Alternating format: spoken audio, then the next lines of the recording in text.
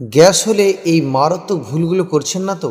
আপনার কি হঠাৎ করে বুক ব্যথা করে, পেট এমনভাবে ফুলে যায় মনে হয় যেন ভিতরে বেলুন ঢুকিয়ে দিয়েছে, ঢেকুর থামতেই চায় না, আর তখনই মনে হয় হার্টের সমস্যা নাকি?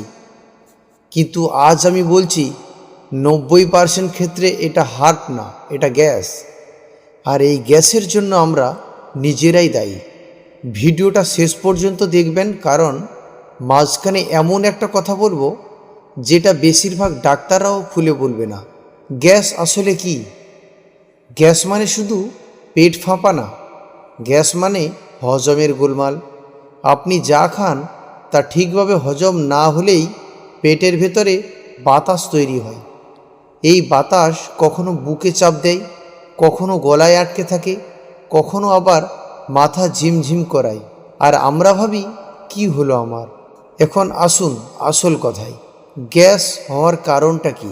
আপনি ঠিক সময় খাচ্ছেন না, তাড়াহুড়ো করে খাচ্ছেন, খাবার চিবোচ্ছেন না, খালি পেটে চা খাচ্ছেন, রাতে 11টা থেকে 12টার সময় খাবার খাচ্ছেন, খাওয়ার পরই শুয়ে পড়ছেন।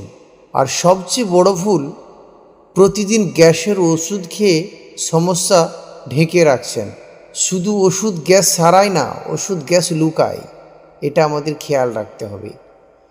গ্যাস হলে এই ভুলগুলো করলে সমস্যা দ্বিগুণ হবে। যেমন খালি পেটে চা কফি, সফট ড্রিঙ্ক, ভাজা পোড়া, রাত জেগে মোবাইল টিপা, দিনে পানি কম রাতে বেশি খাওয়া, এই অভ্যাসগুলো আপনার পেটে আগুনে ঘি ঢেলে দেয়। এখন এর সমাধানগুলো শুনুন। কোনো জাদু না, কিন্তু কাজের। সমাধান হচ্ছে খাবার ভালো করে চিবান, খাওয়ার পর 10 থেকে 15 মিনিট হাঁটুন, রাতে হালকা খাবেন, সকালে উঠে কুসুম গরম পানি, প্রতিদিন একই সময় খাবেন। এই ছোট ছোট অভ্যাসগুলো গড়ে তুললে আপনার গ্যাস একেবারে চিরতরে দূর হয়ে যাবে।